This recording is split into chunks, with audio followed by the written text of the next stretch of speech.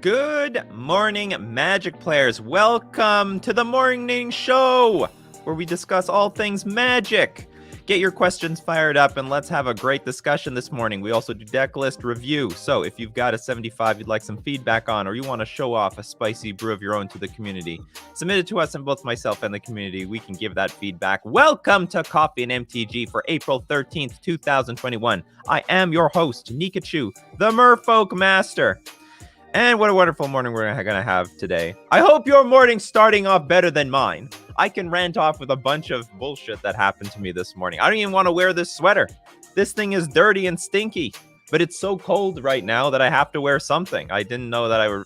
Well, so I dug deep into the dirty pits of my dirty laundry bag to put this thing on to get this show undergoing. I ran out of hash browns this morning, so I had to figure out what I was going to do for breakfast. What else? Oh yeah, there's no forks left. All the cutlery's dirty. Oh my god. I was looking for I know I have a second sweater. I couldn't find it. Then I found out it was on the ground, and basically Salute had taken it over because it's just covered in cat hair.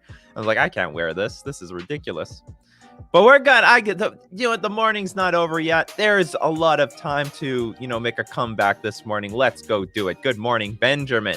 Good morning, Rebecca, James, Andreas, Donald, Cole, Mikey, Jay, David, Halfway Joe, Yellow, MTG Box, MTG Ectoplasm, Pancho Hernandez, Spencer Ward, Peter, Dihumano, Steve, Mizu, Lord Magicus, James, Chax, and Hubba Mage, Irwin, Mikey J, Dexter Johnson, Carlos, Quite Bored, Ian Miller.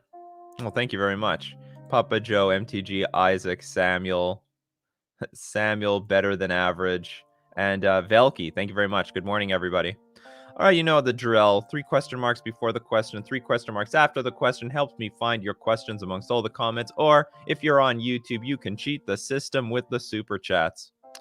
Pushes your question to the top of my feed. Pancho Hernandez. Good day, Nikachu. If Counterspell will be reprinted in Modern Horizons 2, how many will you put in your Merfolk list? Probably 4.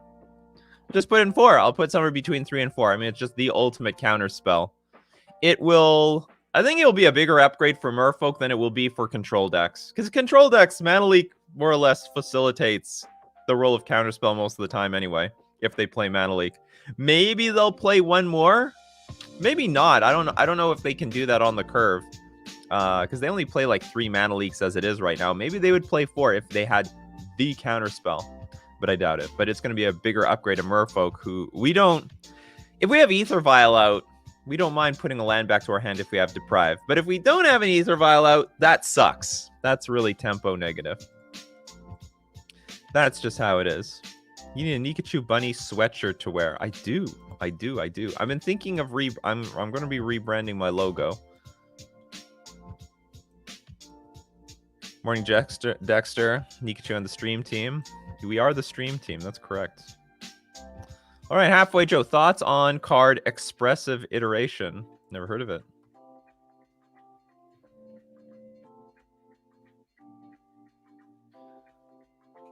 Oh, maybe I have heard of it. I just forgot about it. Expressive Iteration. 2 mana. The Izzet.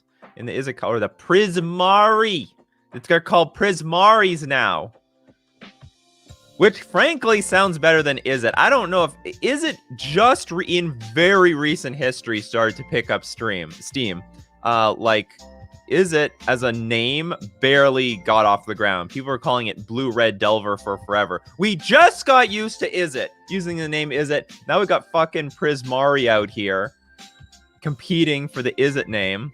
Look at the top 3 cards of your library, put one of them into your hand, put one of them on the bottom of your library, and exile one of them. You can play the exiled card this turn. It could see play. Because it's a 2-for-1, right? So it can dig deep early in the game, but it also can be a 2-for-1 later in the game. I actually think you could...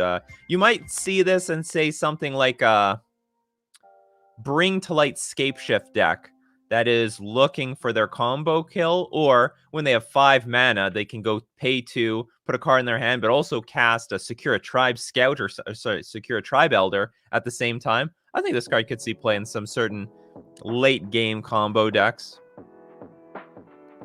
Definitely looks playable. Spencer Ward, Solitary Confinement has a lot of raw power if Modern Horizons 2 leaks are accurate. Is there an archetype which wants the effect, or will a new archetype need to emerge around the card? Solitary Confinement. Oh, a new archetype has to be built around the card. You don't have a draw step. But like a whole deck needs to be built around this. I mean, there is sort of an Enchantress deck already in Modern, but it's super fringe. It doesn't really win. That maybe this is the boost that it needs. Maybe it's the boost that it needs. But like this card, I don't know. Does anyone know a deck that can use this? Can't be the target, prevent all damage that would be dealt to you. I don't know.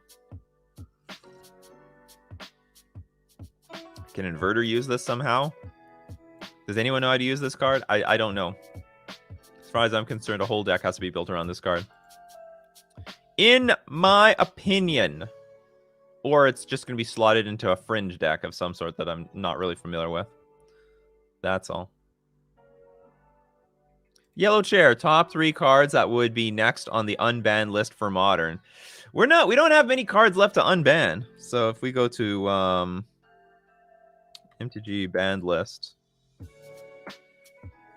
I mean, if you put a gun to my head and you said unban cards, and I tried not to fuck up the metagame too badly, what would I unban? I guess. Oh, well, you just unbanned the artifact lands. That was easy. Yeah, you unbanned the artifact lands. Start with Tree of Tales. Or if the hardened scales, if the anti-affinity crowd is so adamant about affinity, you guess. No, yeah, you have to unban at least one of these. So you can unban the green one, the yellow one, and the red one, and probably nothing will happen. There you go. That is not the answer you wanted, but that's the answer I'm giving. James Beaton, how much would a woodchuck chuck if a woodchuck could chuck wood? Tons. I mean, infinite. That's its job. Samuel Webster, does Coco make Simic Merfolk the better option? In what format? You mean Pioneer? Historic? I mean, in Historic and Pioneer, I definitely think that playing Coco makes Simic Merfolk the better option. I played Simic in Modern. Now, the problem is that getting 4 land drops straight is not easy. It's difficult. I mean, even if you're playing with Glasspool Mimic. So that's a tough... because you don't get to your 4th land drop on curve so easily, Coco is a bit of a clunky card, which can be fine if the format is really slow, but the format's not very slow. It's actually pretty fast. I mean, Amulet's fast, Prowess fast, Death Shadow's fast. They're all fucking fast, and you sort of need to interact with them earlier. Maybe Coco is still an option, but as you can see, it's like a little bit clunky in this really aggressive metagame. Papa Joe, with the Modern price spikes happening, are we approaching a new Modern golden age, or is it because of another thing entirely? Oh yeah, it's just there's inflation across the board everywhere. Stock market is inflated, bunch of goods are getting inflated, houses are going up. So it's just, you know, all the governments printed a lot of money, so now there's a larger quantity of money in the system, and the prices are going up. Price of everything are going up. But Modern Magic gonna come back. Modern Magic gonna come back. People are buying back into Modern because they know it's coming back. They want to be prepared for Modern. That's what I've been here for. I wonder how many of you just lived Modern through me for this last year, you know? So you didn't go out to play Modern, but you still love Modern. That's what's so interesting about the Modern community, that people are such diehards for this format that they'll watch it day and night like any other sport or something to that effect, to know what's going on in Modern. And now you're even though you haven't played for a year and the environment is completely different from what it was a year ago, you're going to be ready, getting those cards, building those decks. You're up to date with all the content creators that have been working on it. David, do you think with Strixhaven, Red White Prowess can be the new best deck? Not necessarily. I think it will be a deck. I think it will be a player in the metagame. There is one interesting thing that I think the Izzet Prowess deck will have an edge against the Boros Prowess deck. I think that would be the case, but I'm not sure. I just think it's going to be a player. The problem is, I don't think Well, I'm not sure, but I don't think it's going to be able to stand up to a lot of removal. I don't think. Maybe I'm wrong, because Is It Prowess, to some degree, can hold its own against a ton of removal. I can check out some comments. Almost ever before. I mean, you can even see it in the leagues, actually. People are coming back. Because at the height of the pandemic, like when it was at its worst point, you know, there was like 800 to 900 people playing in the Modern League, but now we're pushing way over 1,000. I think there's like 1,400, 500, 600. We're way over 1,000. So looking pretty good for Modern. I hope they print Sneak Attack in Modern Horizons too. I hope those leaks have some legitimacy to them.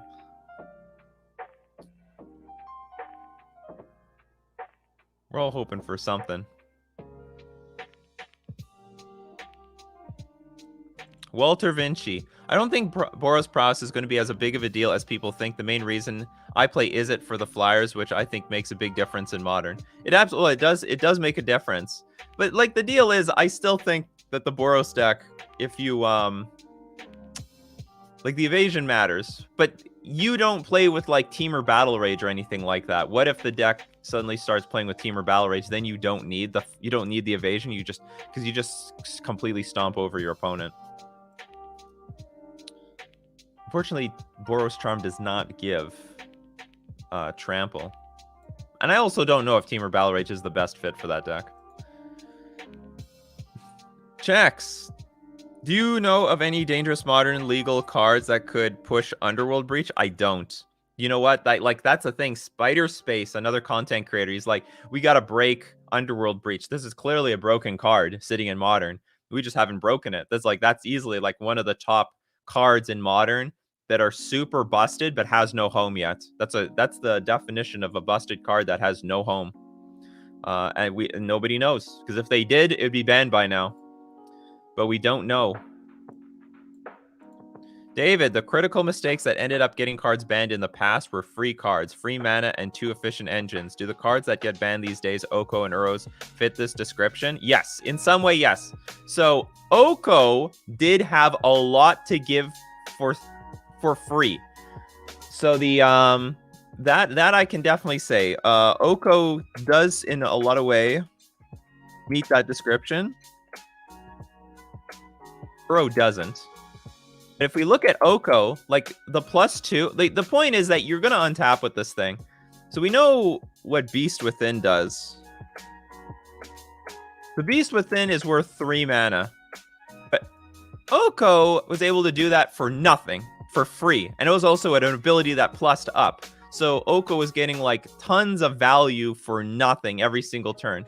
Like even going +2, turn it into an elk, +2, turn it into an elk, was just so much value for no mana. So the 3 mana cost was super. It was low enough that you can get this thing out on turn 2, you know, through Mana Dorks, Gilded Goose, crap like that. And then after that, you had just a shitload of value for nothing. Just nothing. It didn't come at a cost because these were plus abilities. So I definitely think it fits there. Uro, not so much. Uro was just a ton of value. You got what you paid for. In fact, you might have just got more than what you paid for. So it's not mana efficient or anything like that, but it's just too much. It's just too much value and a win condition on itself. It was a very big win condition. Maybe it wouldn't have been so bad if it was just ETB and then that's it. Not whenever it attacks, you keep getting this fucking effect. That was dumb. But so it doesn't fit that description. But I think Oko does. I think Oko does. Way too much for her. Thank you very much for the super chat. Thank you very much. I appreciate it. Way too much for her. And Vaughn Mitchell with the super chat. Thank you very much again. Bought Red Prowess in Modern. About to switch to Boros for Pioneer. Maybe Modern too. You think Boros Prowess is the future? I ordered Strix singles. We gotta wait and see. We gotta wait and see. Like I said, this still might be like a confounding conundrum thing, but I'm pretty confident that this card is going to see play. I shouldn't have said it was like the best card to come out all year, because this we're pretty early in the year. But definitely our people are going to... I can tell that this deck is going to stomp further all the decks that were not doing so well or struggling against prowess. If you're struggling versus prowess, now this is just like an auto loss. You're not going to beat so many of these one mana creatures. It's too many. And then against the decks where prowess was not doing so well, you're still not doing so. Nothing has changed. So I think I understand that's why people feel that way. Like I think the percentage points you gain is that the decks that had a tough time with you, now they're just auto wins. And I don't really think a lot changes against the decks that you were poor against. Because like nothing has changed. It's still, still a bunch of creatures. Maybe you're more mana efficient. Maybe you can squeeze in some more victories there. But we gotta wait and see. I'm confident there's gonna be some Boros deck though.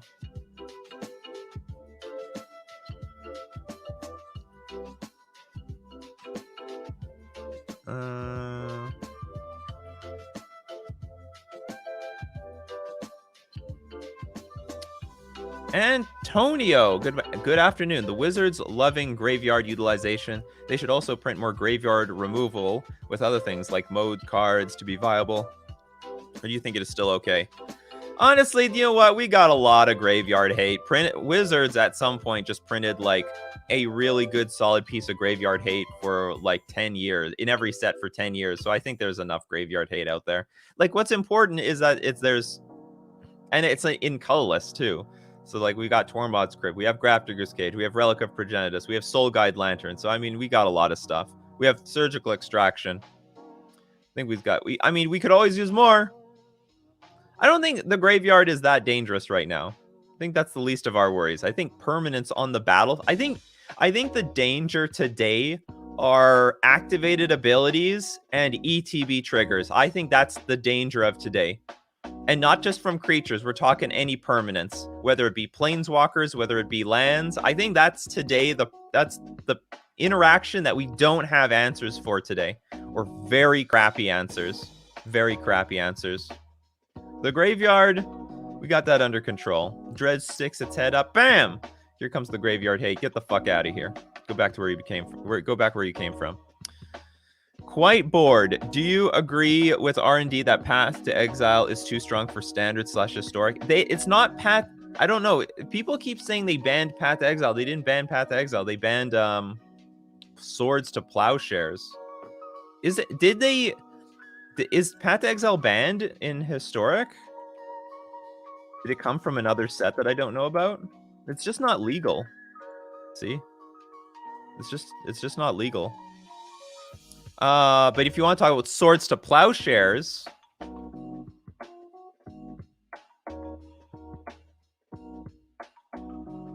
oh, that's a different story. Like, it says again, not legal. Huh?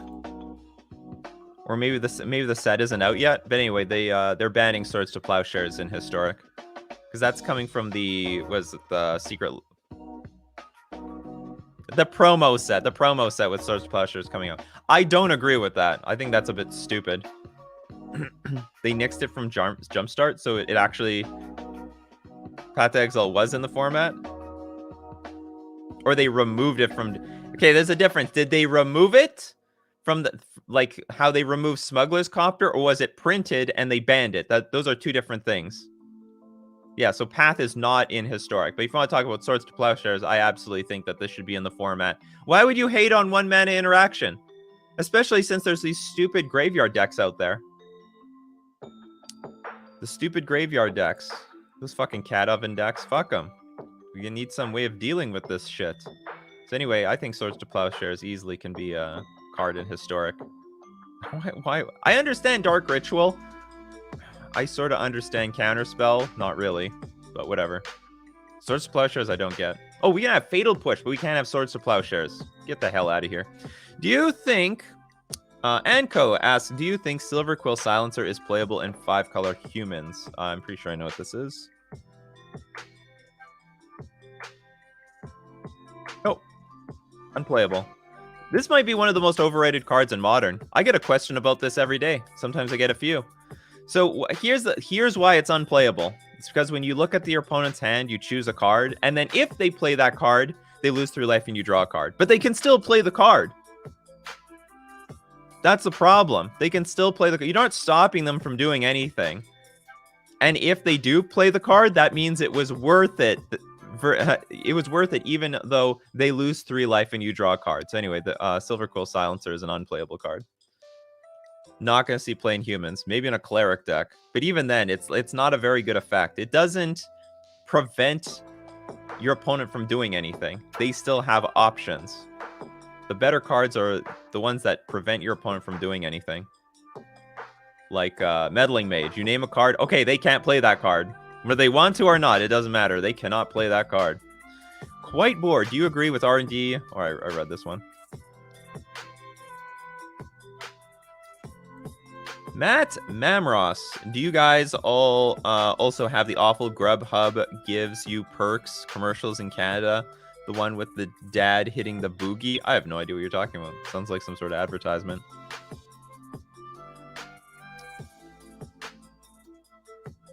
Pan-Fried Wood, Enduring Ideal deck wants Solitary Confinement. It's very non-synergistic with Enduring Ideal, but it's the first deck that comes to mind. Like, that's what was also coming to my mind as well. Because that is like a fringe deck that uses a lot of enchantments, or at least maybe they could use the shell. Even though maybe they won't use Enduring Ideal, but maybe they can use the shell to make a deck. But the deck still needs to draw cards into cards. That's the most important thing. Because you have to discard a card every turn, and you don't get to draw a card for the turn, so there needs to be some heavy card draw in the deck somehow. Eric Clark, good morning. Is Tragic Slip the bane to Death Shadow and Yay Coffee? Love Modern. Tragic Slip? I don't think so. It's only -1/-1. You got to kill something for something to for Death Shadow to completely die. It looks like yeah. You know what? I mean, I think you're not actually being serious about this killing a Death Shadow, but it does look like it was made for Death Shadow before Death Shadow got popular. This came out in Dark Ascension, and back then Death Shadow was pointless. I mean, it was like an unplayable card. It was just it's funny. Death Shadow was a jank card for years. It's just played in pony decks. Oh, I'm gonna put my life total so low. I'm gonna have a big Death Shadow, and then you're gonna die. And then eventually there was, now we're not laughing at that anymore. We're not laughing. Now Death Shadow's laughing. So it almost looked like this card is actually made for Death Shadow. Before Death Shadow, they could foresee the power of Death Shadow. R&D had their own, they had the Future League, and they're like, hey, this Death Shadow deck is great. Why the fuck isn't anyone else picking it up? We need to make answers to this. Well, whatever. Eric Clark, good morning. Oh yeah, sorry. Lol. Oh, thanks also for being a patron, lol. I'll be advertising that on my stream on Thursday. Any chance you could look at my Spirit Blade homebrew? Only if you get picked at random. So far, it's all completely random for Decklist review. So, but for anyone who wants to be part of Decklist review, don't forget, go into my description, join my Discord. In my Discord, join Deck Review, the channel, and then use the command !review deck space, give the URL to the deck list, and you'll be eligible.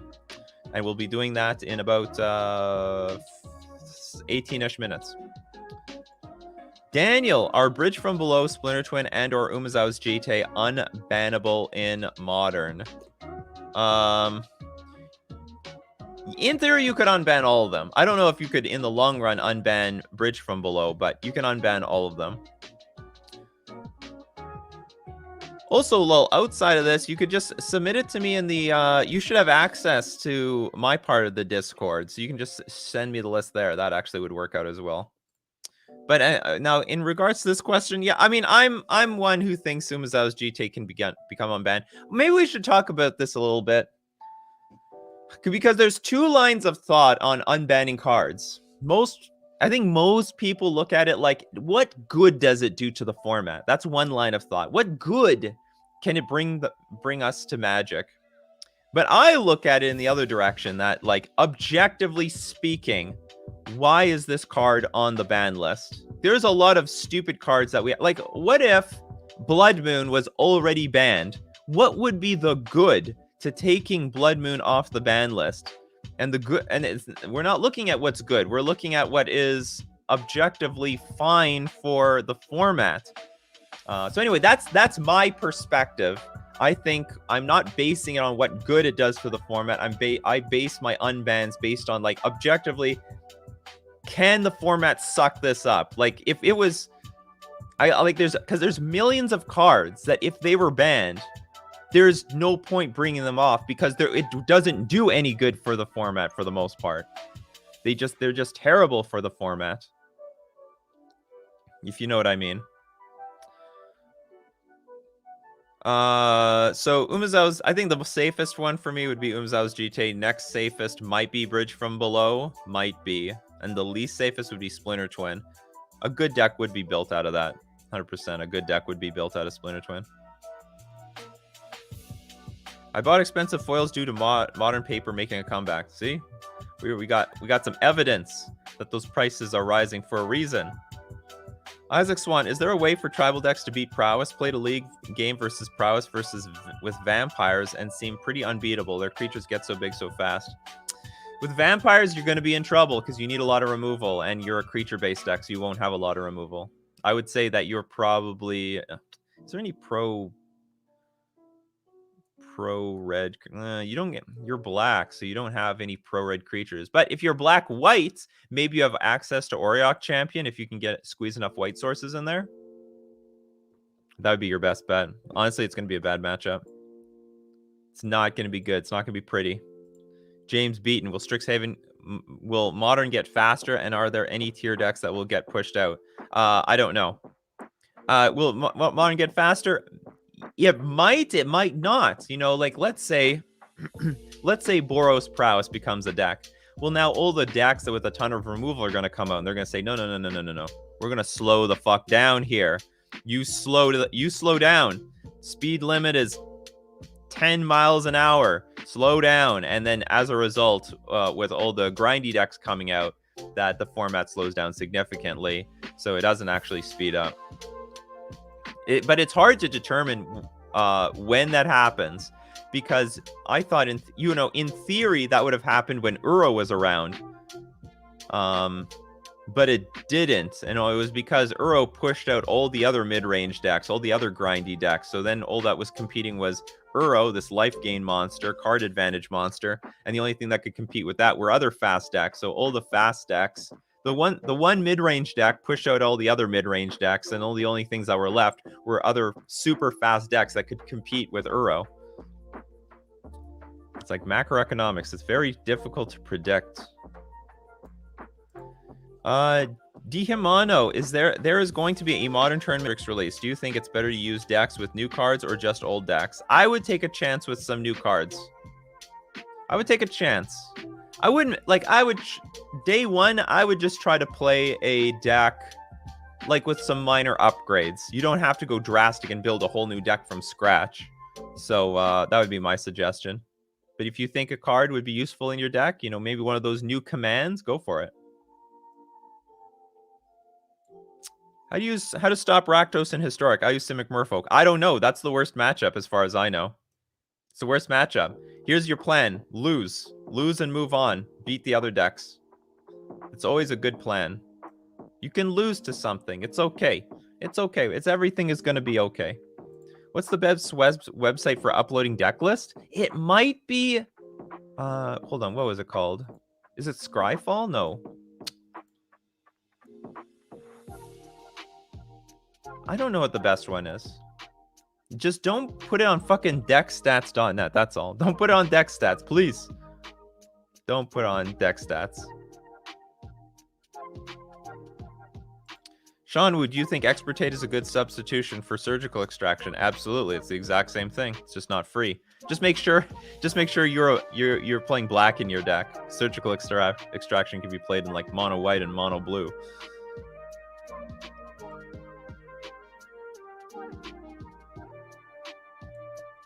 Dragon Fist is unban Deathrite Shaman, Arkham's Astrolabe, Oko Thief of Crowns, Ren and 6, Dreadhorde Arcanist from Legacy. That sounds insane. That sounds absolutely insane. I don't think anyone would agree with that. Do you see Magic Aids' deck? I did. I actually saw his video.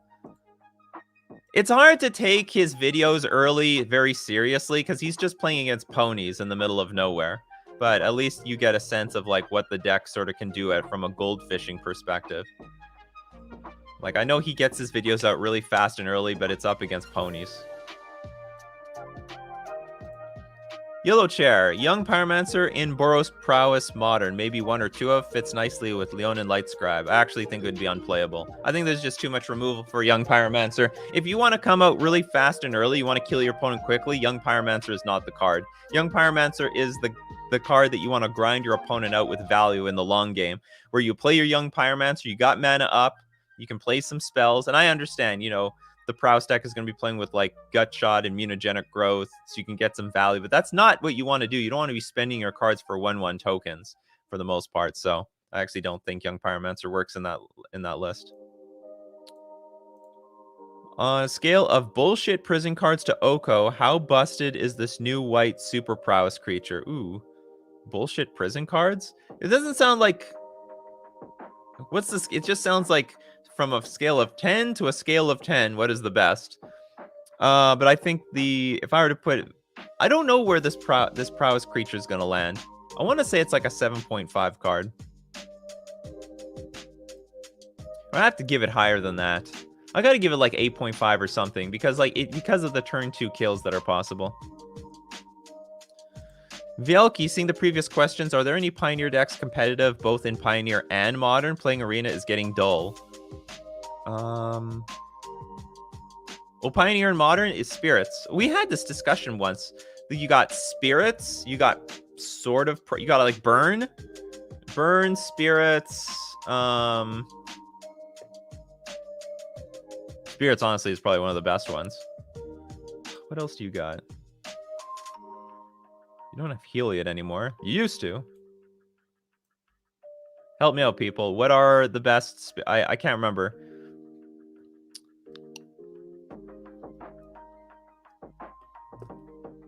I think somewhere between Burn and Spirits probably are your best bets in order to play something in between both Pioneer and Modern at the same time.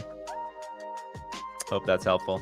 Chris Ross with the super chat. Thank you very much, Chris. Good morning, Nikachu. A little inside joke to start your day. Last Saturday, I had a Tinder date, and all we did was play Modern all day. LOL. Your thoughts? You had a Tinder date, and all we did was play Modern. Fuck. Yeah, I don't know. I don't get it. I don't get this at all. I had a Tinder date. Is this an inside joke I'm supposed to know? Tinder date playing Modern sounds dope. Like, literally, you played Modern? You had a Tinder date that actually plays Magic?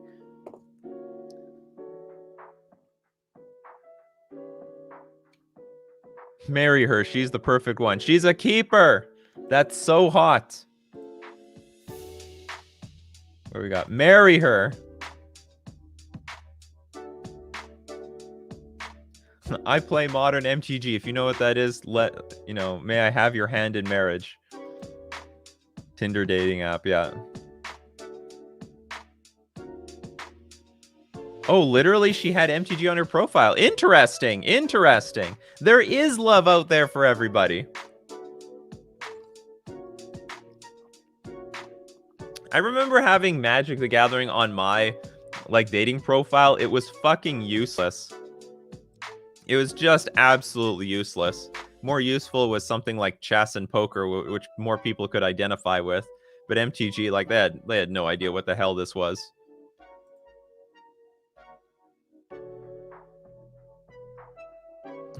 Strip Magic turned into strip poker super quick. Oh, here we got Dre here, the Pioneer Master. Actually, Dre actually has a good balance of playing Pioneer and Modern. There's the Niv Mizzet piles in both Modern and Pioneer, but Ren and 6 and Teferi make for expensive switches. Okay, that's true. Ren and 6 and Teferi, they're money. Especially Ren and 6. Holy shit.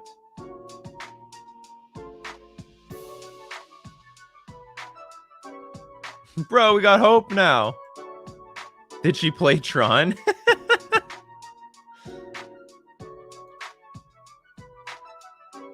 As a Modern player, is MTG and Arena worth checking out? Well, it's free if you want to play it for free. So it is worth checking out. I would say, for like $100, you can get yourself a pretty good deck. So it's not too expensive. The problem is upgrading it after that. Would mono blue spirits be somewhat playable in modern if I'm on a budget up to $5 a card? I don't think so. You'd need more spirits than that. You'd just be playing a mono blue deck that would like it's the white splash that gives you all the power in that archetype. Honestly, you gotta splash white as well. I don't know if mono blue can hold up because you don't have like any of the good cards. You don't have Drog Skull Captain. You don't have Spell Queller. You don't have Selfless Spirit. You miss out on a lot. I mean, you can do anything on a budget, but I would say that is not one of the stronger budget builds. As long as you didn't play Lantern Control, you're good. Hey, who knows? Maybe Ross likes being controlled. You know what? Every relationship has its dynamic. Okay, let me see. Let me find some more questions. Louise, hey Nick, I consider you one of the great modern players nowadays. I am one of the greats. One of the authorities. Who do you consider the best players you ever played against? I ever played against? Probably just all the pros. Josh Utter-Layton, Sam Black. What I think is John Stern. I played against Andrea Mengucci. This is only in modern. I also played on the Pro Tour where I played against Andrea Mengucci again. And I played against Carlos Ramao. I think it's Carlos Ramao. And I didn't even know he was a pro player, and he absolutely kicked my ass. I think that was it. Oh, I also played against Adrian Sullivan once. I might be missing some other pro players. I definitely played against other ones, but I don't remember their names off the top of my head. Speaking of Death Shadow being banned, which it's not, did you ever play against the Varol Scarstripe deck with Death Shadow? Nope. I did not. What do you think about Abundant Harvest? I don't even know what this card is.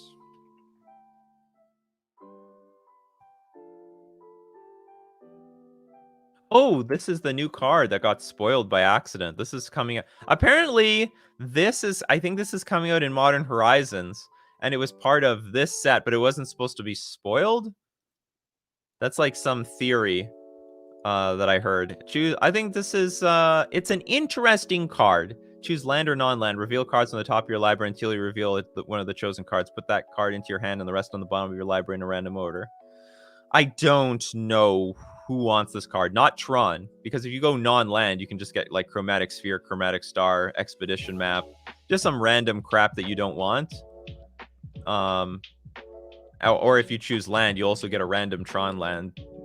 You don't have any selection. You need the selection. I don't know what deck wants this card, but I mean, it's a good card. I think it's a good card. Is Merfolk stronger in Modern or Legacy? Probably Modern, but probably. I can't say for certain. I can't say for certain anymore. Christian Knapp, would Mono Blue Spirit... Oh, I answered this question. Be careful with your double questions, people. You confuse me. I heard from a few sources that Amulet Titan is one of the most skill-intensive decks in Modern. Would you agree? What do you think is the most skill-intensive? I could agree with that. They got some free wins, and I'm editing a video right now that was going to address this a little bit. But I wouldn't say it has a good chunk of free wins, but the decks the times that it doesn't have a free win, it's really complicated. You have so many decision points with your Primeval Titan. You know, like, do you get lands? You know, do you get Radiant Fountain and Colony Garden to gain some life and put some blockers up?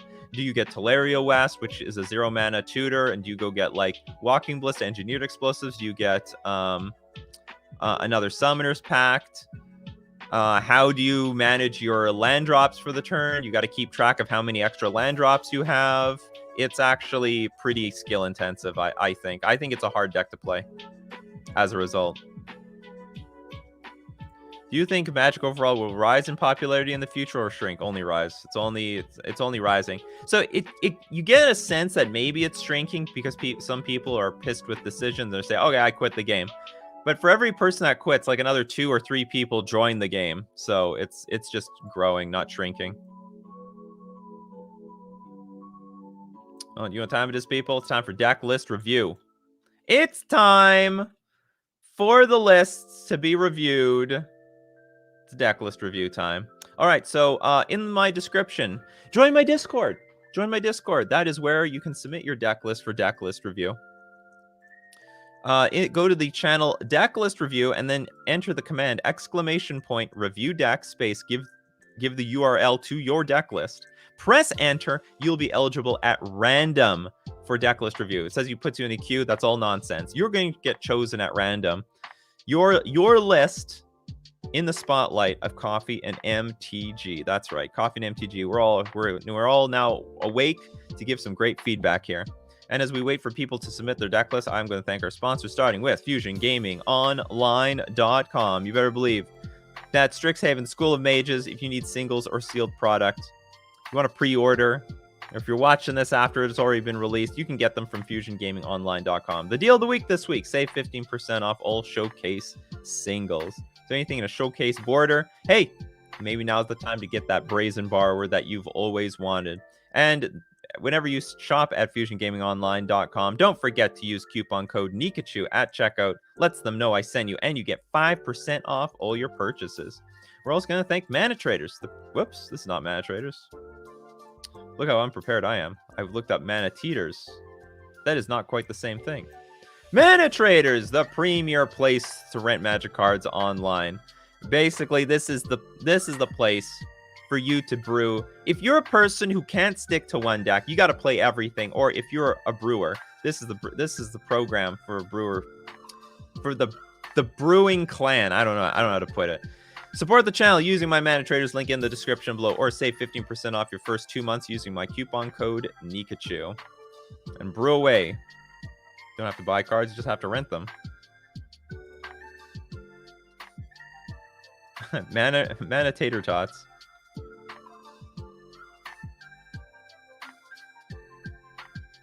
Christian Knapp, you got to go into my Discord and enter the command. Go into the description, join my Discord, go to Decklist review, enter the command there with the millions of other people that are doing it as we speak. I'm going to choose somebody, and you can still submit after I choose. But I'm going to choose somebody. Oh, it didn't work. I don't know why it doesn't always work. All right, let's go. Ruckux. Bergy Bridge in Legacy, where they have more. Ah, fuck. You put deckstats.net. How dare you? We just talked today about how this is the worst place to show deck lists. Look at that, how that crappy card viewer. All right, what do we got here? Bergy Bridge. What the hell? Oh, I mistook Bergy for the what's it called?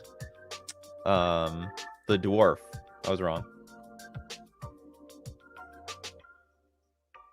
Hey man, why does no one play Sword of Feast and Famine in Merfolk? Because it's a really clunky equipment. You won't have any time to actually play the damn thing. You'll cast it, you'll equip, they'll kill your creature, that's it. All right, so let's look at this list. We have 9 lands, not a lot of lands. 2 forest, 2. It's Legacy, by the way. We're in Legacy. This is Legacy territory. Forest, mountain, taiga, wooded foothills. 4 lotus petal. Bridge from below. Whenever a well, hopefully you know what Bridge from below is. 4 Metamorphose, Faithless Looting, Glimpse of Nature, Grape Shot, Bergy. Whenever you cast a spell, add a red until end of turn. You don't lose mana as steps and phases end. Creatures you control can boast twice each turn rather than once. Oh. Discard a card, exile the top 2 cards of your library. You may play those cards this turn. How do I see the other side? I can't, because this is... Can we see the other side? Oh, here it is. Oh, we're probably not going to play this for 5 mana. Discard a card, exile top 2 cards of your library. You may play those cards this turn. I mean, maybe. Elvish Spirit Guide, Endless One. This is a weird deck. Hangerback Walker, Phyrexian Marauder. Oh, so you can play these for 0 mana, let them die, get the tokens from Bridge from below. Seeming Spirit Guide, Stonecoil Serpent, Walking Ballista. And then you can you can gain some mana, because whenever you cast a spell, you get mana off of this.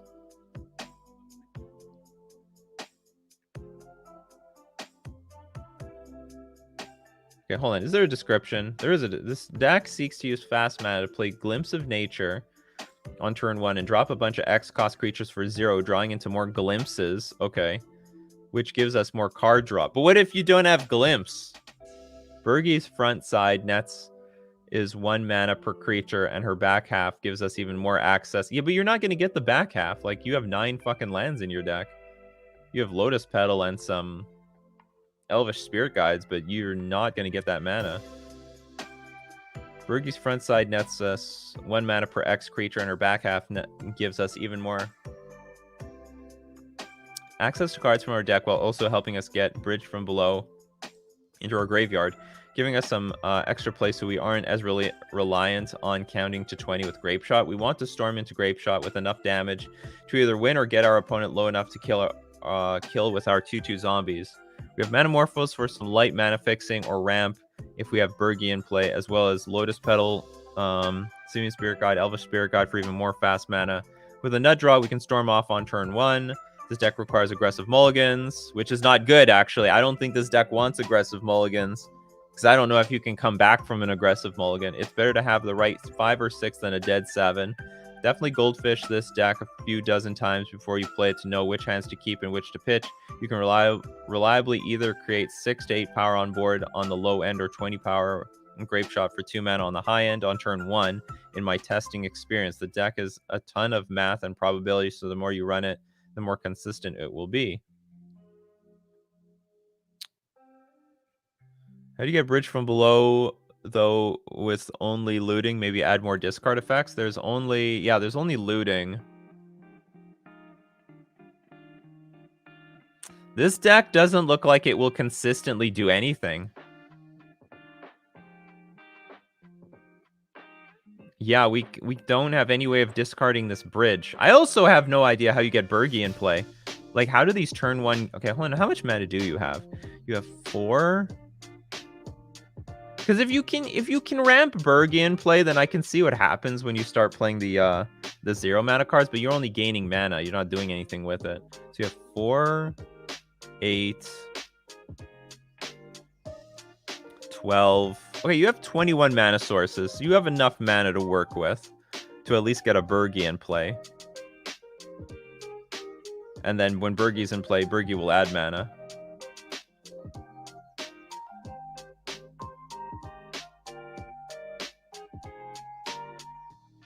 Use Song of Creation rather than Bergie. You gotta help here, people.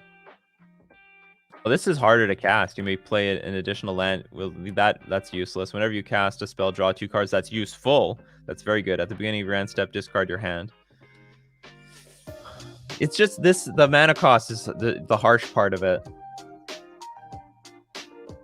Maybe it is a better card, but I don't know.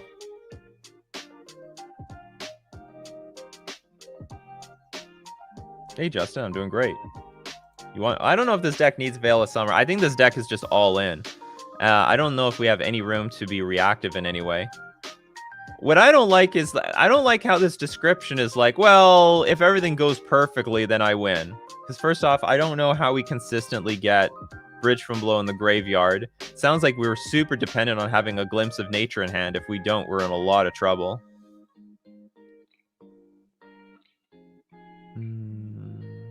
What does Bergie do whenever you cast a spell? You just get mana every single time you cast this thing.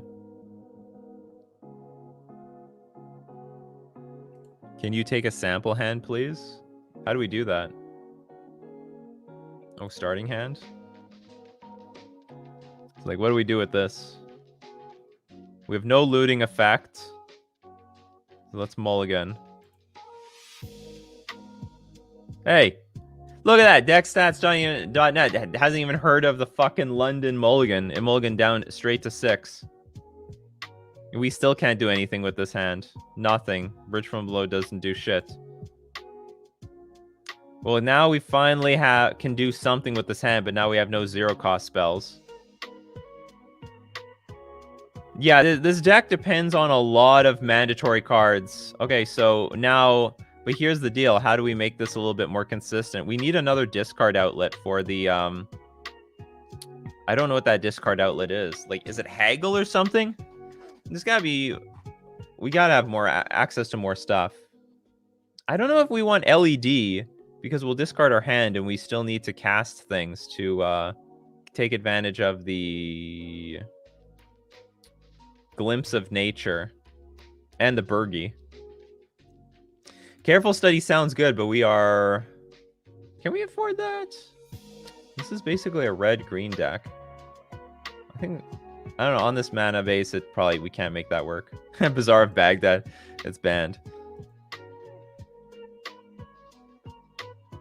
Another Grape Shot for Stifle? I think you're just gonna lose to Stifle. It doesn't matter. Like, you can make a... you can make an army on the board.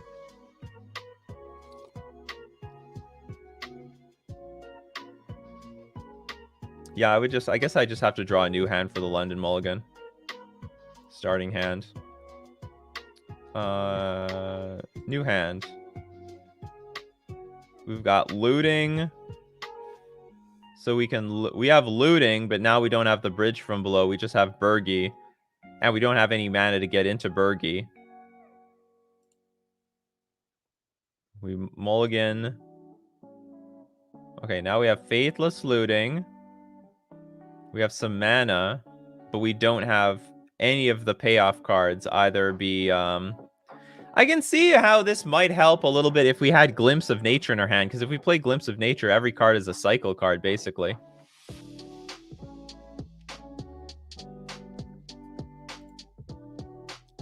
Okay, we're mulliganing down to 5.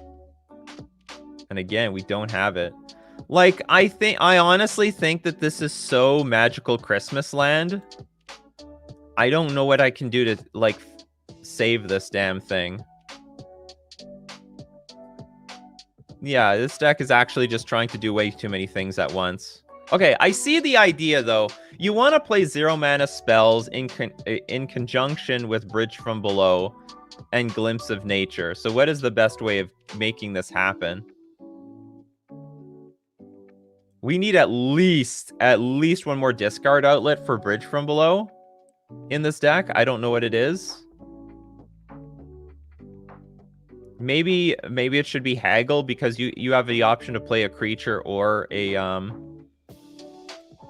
maybe Insolent Neonate, because that's a pretty cheap creature. So that could be an option. So one of these creatures has to become an Insolent Neonate.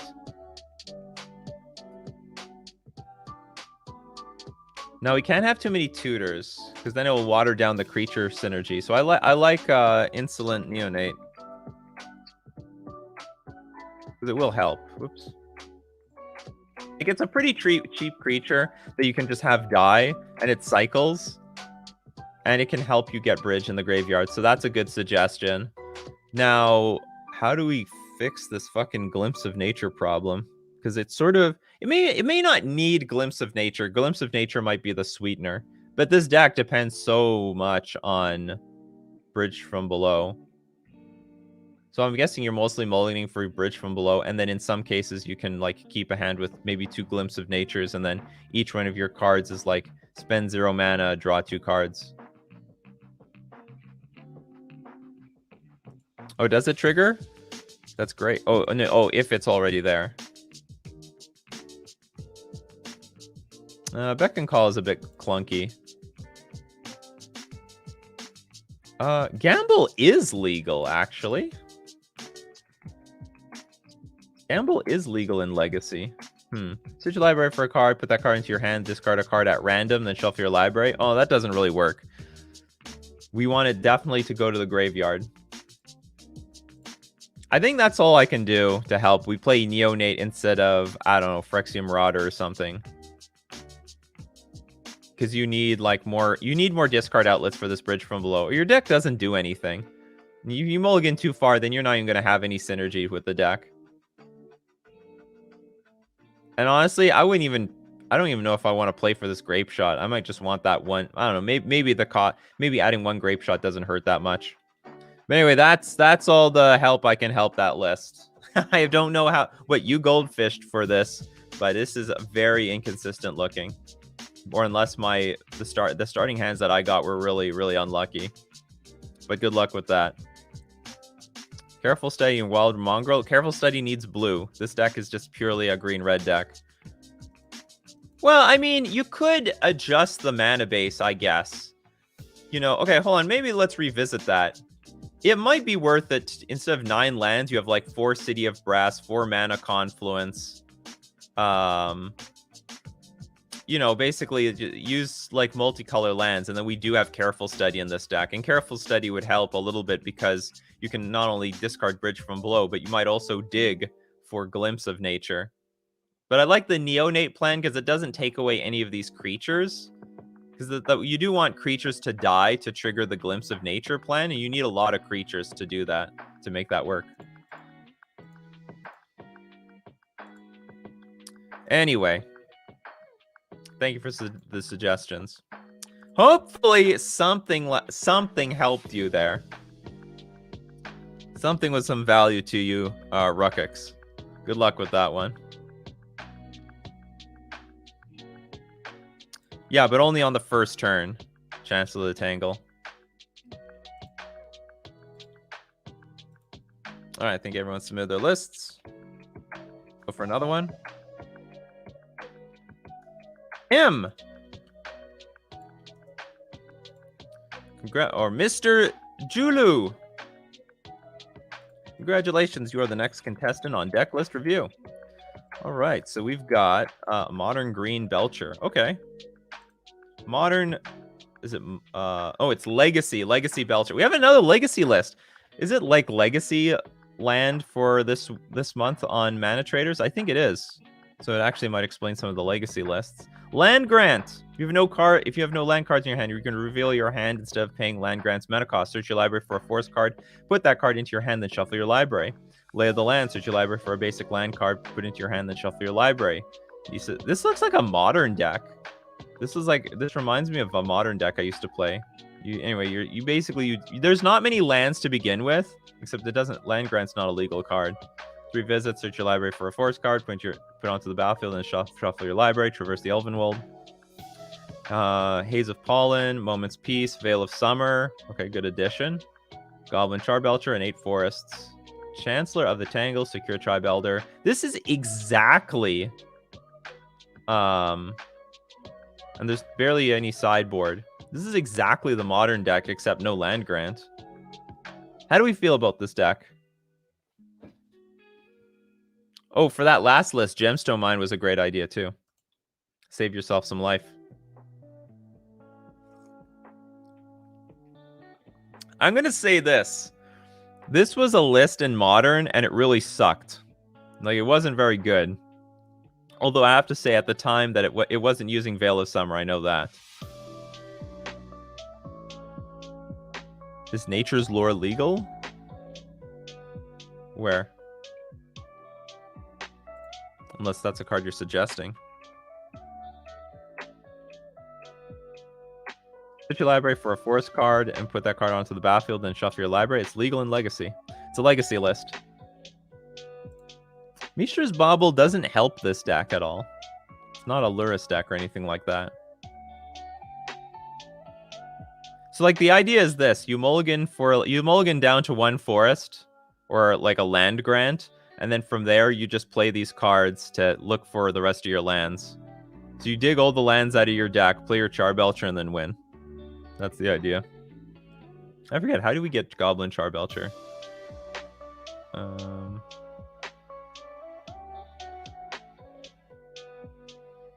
Oh yeah, you can recross the paths. Here's Lord Magicus. He knows how to play Belcher decks. For Legacy, you really want to be on full mana list. Play Simian Spirit Guide, Elvish Spirit Guide, Pax, Rituals, Manamorphose. So, are you saying this is possible? No, hold on. If you're going mana list dredge, I'm sure none of this is possible. It would just cut out all these cards. But we got to be playing. Is it cheaper? Okay, hold on. Let's find like a regular like Legacy Belcher. Let's see a standard Legacy Belcher list. $3,000 webcam weekly. Let's look at Goif Daddy. So the problem is this deck is expensive. That's why. This is like budget paper.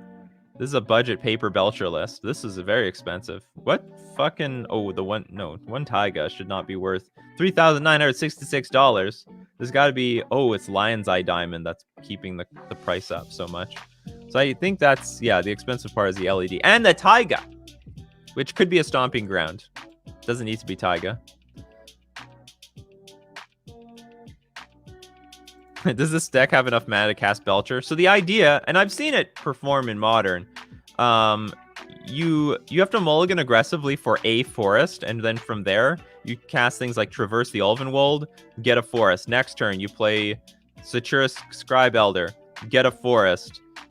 You play Rites of Spring, get a forest. 3 visits, get forests. You get forests, people. We're playing forests. You just forest it all out. You get all the forests in play, then you stack your deck, get Goblin, Char Belcher, and win. That's how this works. But I mean, okay, I think your list is fine.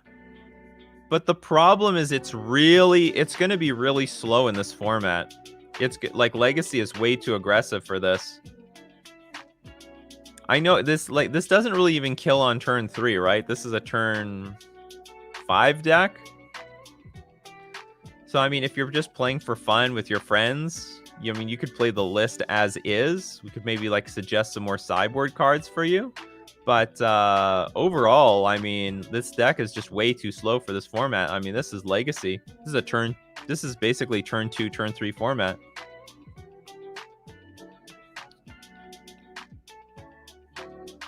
Yeah, we could use Elvish Spirit. Actually, that's a good suggestion. We could at least put Elvish Spirit Guide in here.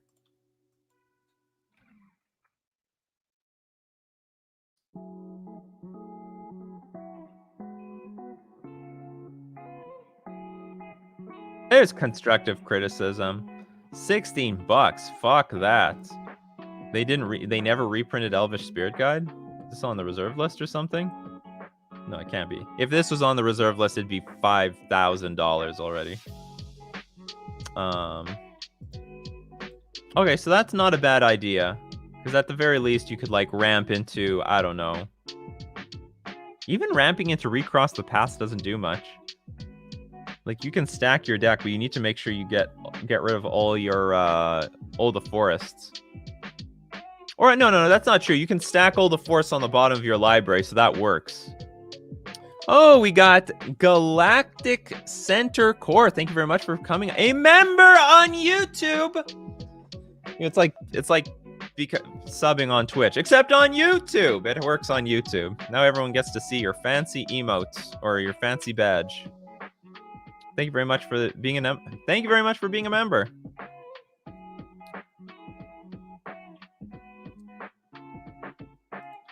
Well, yeah, I understand what this is not Legacy. Well, this is Legacy Belcher, but this is Legacy Mono Green Belcher. Crop rotation doesn't help very much because you're not digging. You're not supposed to dig for anything. I like the idea of adding the Elvish Spirit Guide, though. Okay, what kind of sideboard cards does Belcher want? Help us, Lord Magicus. Or actually, I could just look at the that other Belcher list.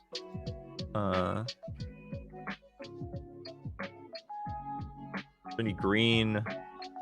Goif Daddy. What do you use in the sideboard? You used Autumn's Veil. These are all red cards for the most part. Thassa's Oracle and 4 Veil of Summer. Looks like we already got that covered. Force of Vigor. Okay. I like that. I like that. 4 Force of Vigor in the sideboard.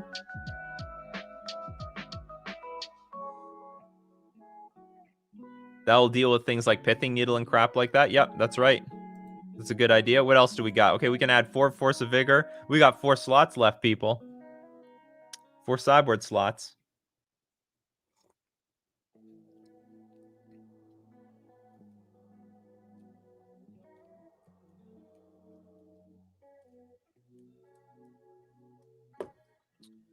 I'd actually cut...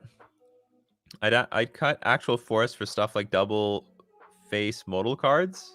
Like which ones, though? Won't that make the rest of this deck, like, just atrocious? Because these things only look for, like, forests and basic lands. for the most part. Search your library for a basic land. Oh, Mine Trap is not too bad. Grafdigger's Cage? I guess that's okay.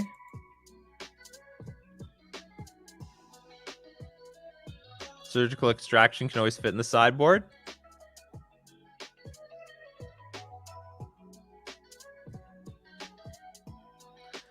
You want to have as few lands in your deck as possible. Isn't the idea, like, recross the path, just put all the lands on the bottom of your library? And then you can still, like, you can still Belcher, because you Belcher until you hit a land.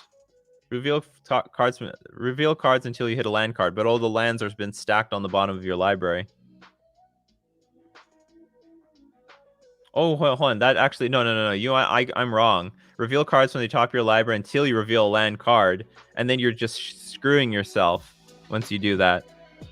I see what you mean. We do need to put non-land cards. So what do we have? Us outside of, like, yeah, your recross only works when your deck has 0 lands in the deck.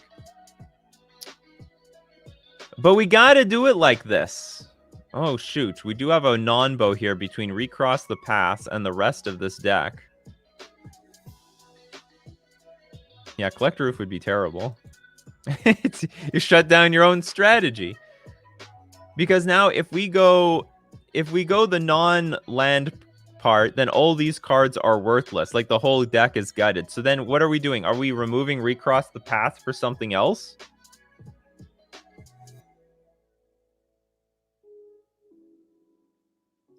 Because obviously Recross the Path isn't even going to do anything. Or it's going to do something very poorly. Or are we just going down to, like, 4 basic lands? Okay, stick to 3 basics at most. Okay, that seems like an idea. So we're going to remove 8 Forest and play 4 Turn Timber Symbiosis. What are the green lands available? I think it's just Turn Timber. Which is not a cheap... Oh, no, it is a cheap land. Maybe online it's expensive. I swear this card is $1 billion, but it's $3 here. That's cheap. For a Mythic? For a modern playable Mythic? $3? You fucking kidding me?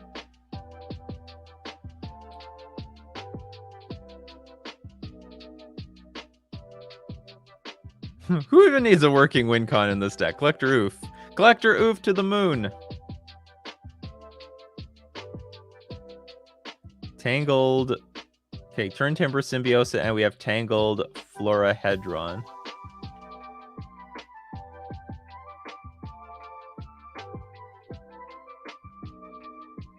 Aha, yeah, so the creature. Okay, gotcha. Balaged is also possible.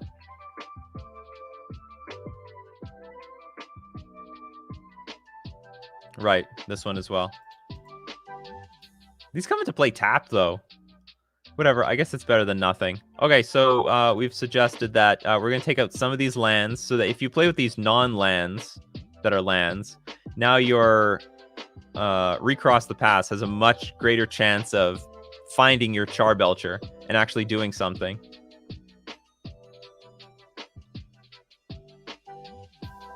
Anyway, I think that's the best we can do.